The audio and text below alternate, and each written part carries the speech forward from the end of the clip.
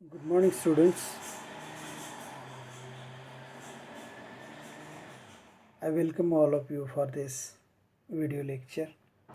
Today we are going to start semester number 4.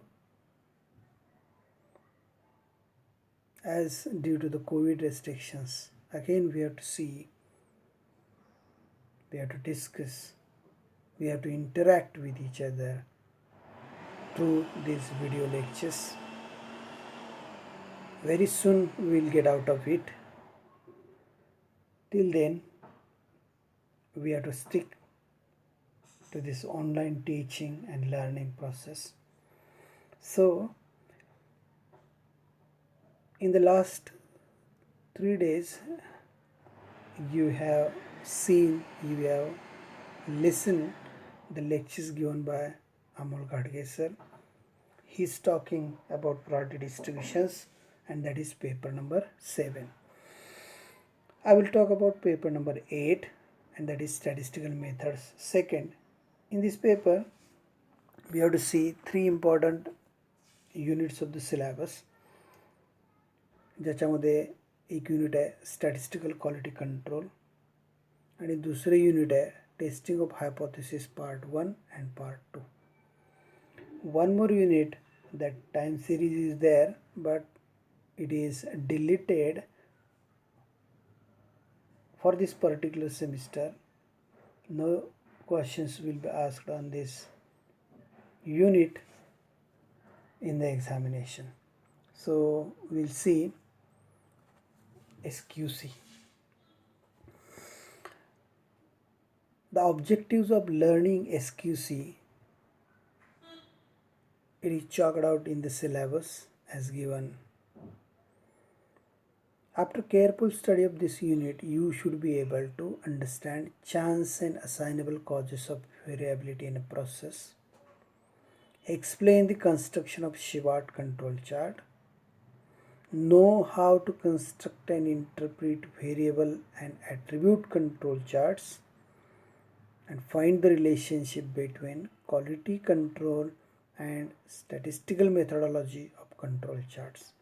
So हे जे particular unit of syllabus आहे त्याच्यामध्ये आपण काय अभ्यास करणार आहोत. तर पहिली गोष्ट म्हणजे स्टॅटिस्टिकल क्वालिटी कंट्रोल म्हणजे काय, क्वालिटी कशा पद्धतीने डिफाईन करायची, त्यानंतर क्वालिटी कशाच्या मदतीने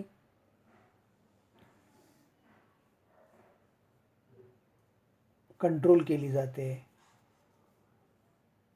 आणि क्वालिटी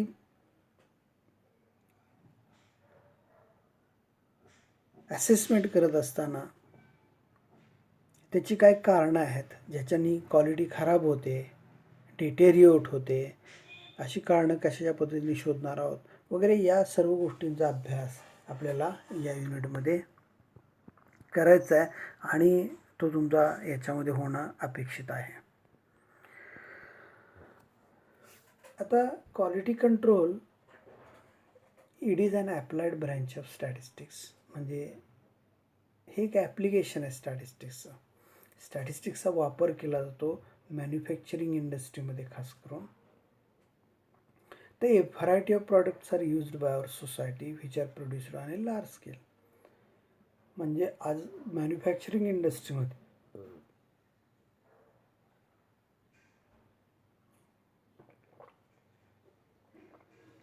इतके खूप वेगवेगळ्या वस्तू तयार केल्या जातात आणि त्या खूप मोठ्या प्रमाणावर. म्हणजे फॉर एक्झाम्पल आज पॅन्डेमिकचा विचार करता आपल्याला मास्कची आवश्यकता आहे. मग आता हे मास्क ज्यावेळेला तयार केले जातात त्यावेळेला म्हणजे एखाद्या शहरामध्ये, सांगलीसारख्या शहरामध्ये विचार केला किंवा तुम्ही पलूससारख्या सेमी अर्बन लोकॅलिटीचा विचार केला तर आपल्याला हजारो मास्कची गरज पडते. संपूर्ण देशाचा विचार केला तर करोडोमध्ये त्याची संख्या आपल्याला बघता येईल. So a variety of products are used by our society and which are produced on large scale. म्हणजे अशा कित्येक गोष्टी आहेत. These products include manufactured goods such as, तर त्याची काही यादी केली, ॲटोमोबाईल्स आहे, कम्प्युटर्स आहे, क्लोदिंग आहे, सोप्स आहेत, टूथपेस्ट आहे, फूड आयटम्स असतील किंवा म्हणजे ह्या वस्तू झाल्या, as well as services such as generation and distribution of electricity. म्हणजे आपल्या घरामध्ये आपल्याला वीज कनेक्शन आहे, बरोबर आहे, पण ते कोणतरी तयार करते, ते आपल्याला पुरवते, सर्व्हिस देते कोण? Public transportation, banking, retailing, hospital, ह्या सगळ्या सर्व्हिसेस आहेत. ह्या these are provided by someone, आणि त्याचा उपभोग घेतला जातो समाजातल्या वेगवेगळ्या घटकाकडून. तर ह्याच्यामध्ये महत्त्वाची गोष्ट काय आहे ती आपल्याला बघायचं आहे. म्हणजेच काय की खूप साऱ्या वस्तू, खूप साऱ्या सर्व्हिसेस याची समाजाला आवश्यकता असते. म्हणून काही लोक त्या वस्तू तयार करायचा प्रयत्न करत असतात, काही लोक त्या सर्व्हिस प्रोव्हाइड करायचा प्रयत्न करत असतात. तर when things are produced on a large scale, म्हणजे ह्या गोष्टी ज्याला मोठ्या प्रमाणात निर्माण केल्या जातात, त्यावेळेला काय होतं की one item is not exactly same as the other. एक वस्तू एक्झॅक्टली दुसऱ्यासारखी तयार करता येत नाही. The variation is bound to occur in products with respect to size and composition. म्हणजे प्रत्येक वस्तू तुम्हाला एक्झॅक्टली सिमिलर तयार करता येईलच ह्याची खात्री देता येत नाही. त्याच्यामध्ये काहीतरी व्हेरिएशन हे निर्माण होत असते. When the variability in the important characteristics of product is within certain limits, we say that product possess quality. म्हणजे आपण एखाद्या वस्तूसाठी एखादं डिझाईन तयार केलेलं आहे, त्याच्यानुसार ती वस्तू तयार झालेली असेल किंवा त्याच्यातला फरक हा कमी असेल, तर आपण म्हणतो की त्या वस्तूमध्ये क्वालिटी आहे. पण तो जर फरक जास्त असेल, म्हणजे आता मी उदाहरणार्थ असं ठरवलं की साधारणतः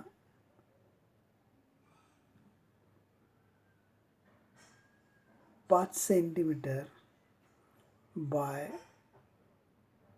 3 सेंटीमीटर एवढ्या आकाराची साबणाची वडी तयार करायची की ज्याची विड्थ असेल 3 mm. ओके, हे मी स्पेसिफिकेशन ठरवून घेतलं. आता माझ्या लेंथमध्ये 5 सेंटीमीटरच्या ऐवजी 5.01 एवढा बदल झाला, किंवा त्याची विड्थ 4 सेंटीमीटर मला ठेवायचं आहे पण ती 3.95 वगैरे झाली, तर इट्स ओके. पण 3च्या ऐवजी 2.5 झाली तर मात्र फरक पडेल. लेंथ 5च्या ऐवजी 4 झाली तर फरक पडेल. 5च्या ऐवजी 6 झाली तरी फरक पडेल. म्हणजे ही व्हेरिएबिलिटी एखाद्या विशिष्ट मर्यादेमध्ये आहे का? असेल तर इट्स ओके, नसेल तर मात्र आपण काय म्हणू की त्याचा दर्जा घसरलेला आहे. We say that quality is deteriorated. म्हणजे हा एक आस्पेक्ट झाला. अशा हजारो आस्पेक्ट्स आपल्याला त्याचे विचारात घेता येऊ शकतात आणि त्याच्यानुसार आपल्याला ठरवता येऊ शकतं. So when the variability in the important characteristics of product is within certain limits, we say that product possesses quality. But if the variability increases beyond the certain limits, we say that quality is deteriorated. आता ग्राहकांच्या दृष्टिकोनातून त्याच्याकडे जर आपण पाहिलं तर काय दिसून येतं आपल्याला? पहा, कस्टमर्स एक्सपेक्ट दॅट, म्हणजे कोणताही ग्राहक काय अपेक्षित करणार आहे? ग्राहक म्हणजे ज्याला आपण युजर बी म्हणू शकतो, म्हणजे एखादी वस्तूचा वापर करणारा. Customer, user expect that the product and services which they wish to use should fulfill certain specification or standards. म्हणजे मला एखादी वस्तू हवी असेल किंवा मला एखादी सेवा हवी असेल तर माझी एक अपेक्षा असते की त्यांनी सर्टन स्पेसिफिकेशन्स किंवा त्यांनी सर्टन स्टँडर्ड्स त्यांनी सॅटिस्फाय करायला पाहिजे. म्हणजे माझ्या डोक्यात एक आयडिया आहे किंवा मी एक अपेक्षा करतो, त्या अपेक्षा पूर्ण करणारी वस्तू किंवा सेवा जर असेल असं मी ठरवतो, एक्सपेक्ट करतो. If the product or service fulfills certain specifications needed for its proper use, we say that it is of good quality.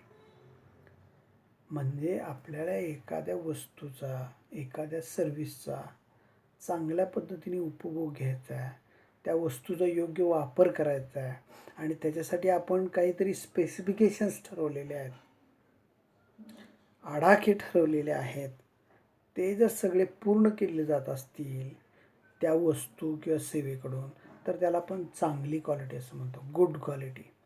आणि जर का ते फुलफिल होत नसतील तर त्याला आपण काय म्हणू शकतो की it is a poor quality, खराब दर्जाची वस्तू आहे वगैरे. म्हणजे हे ग्राहकांच्या दृष्टिकोनातून ग्राहक एखाद्या वस्तूचा दर्जा त्याच्याकडे कशा पद्धतीने बघतात.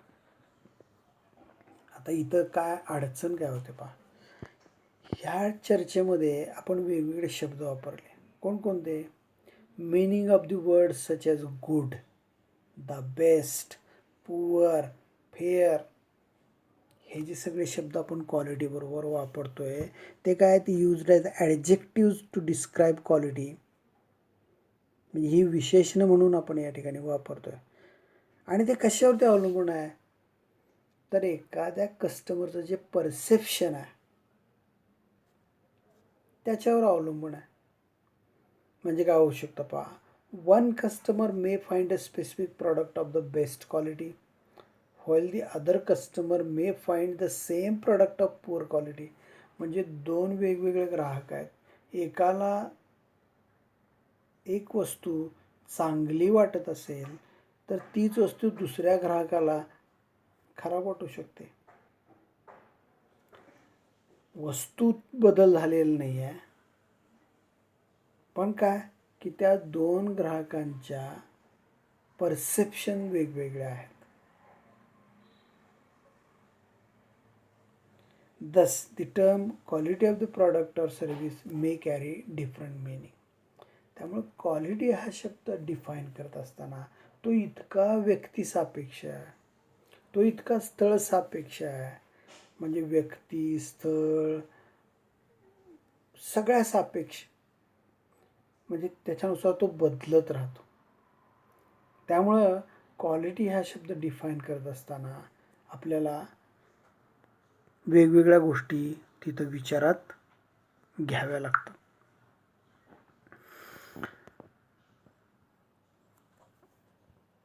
मग आता क्वालिटी म्हणजे काय आणि ते आपण कशा पद्धतीने किंवा त्याच्यामध्ये काय अर्थ आहे ते आपण कशा पद्धतीने डिफाईन करू शकतो.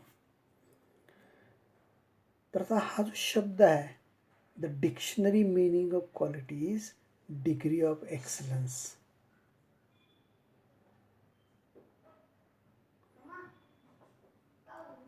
एक्सलन्स म्हणजे उत्कृष्ट, एक्सलंट आपण म्हणतो काय, excellent, he has got excellent marks, his performance is excellent, उत्कृष्ट. परत हे एक्सलन्स आहे की नाही, ह्याचाही वेगवेगळा दर्जा असू शकतो ना. क्वालिटी म्हणजे काय, तर डिग्री ऑफ एक्सलन्स. आता ही डिग्री बदलत जाते, वेगवेगळी असू शकते. when we say that a product is a quality product, it means that product should be excellent. एखादी वस्तू दर्जेदार आहे असं ज्यावेळेला आपण म्हणतो त्यावेळेला आपल्याला अभिप्रेत काय आहे, तर ती एक्सलंट असली पाहिजे, उत्कृष्ट असली पाहिजे. The meaning of word excellent is subjective. आता परत तेच, एक्सलंट शब्दाचा अर्थ सब्जेक्टिव्ह आहे, म्हणजे तो व्यक्तीनुसार बदलू शकतो. And varies from situation to situation और पर्सन टू पर्सन. त्यामुळे काय होतं की क्वालिटी हे समजावून घेत असताना एकाच विशिष्ट दृष्टिकोनातून एकाच विशिष्ट अँगलमधून त्याच्याकडे आपल्याला बघता येत नाही.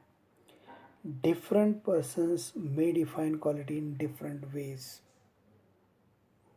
वेगवेगळ्या व्यक्ती क्वालिटीची वेगवेगळी व्याख्या करू शकतात, त्याचा विचार ते करू शकतात. Therefore, the intended use of the product or service needs to be included in the concept of quality. त्यामुळे क्वालिटीची व्याख्या तयार करत असताना, त्याची संकल्पना तयार करत असताना आपल्याला एका गोष्टीचा ह्याच्यामध्ये अंतर्भाव करावा लागतो. तो म्हणजे काय, तर intended use of the product or service. म्हणजे एखादी वस्तू आपण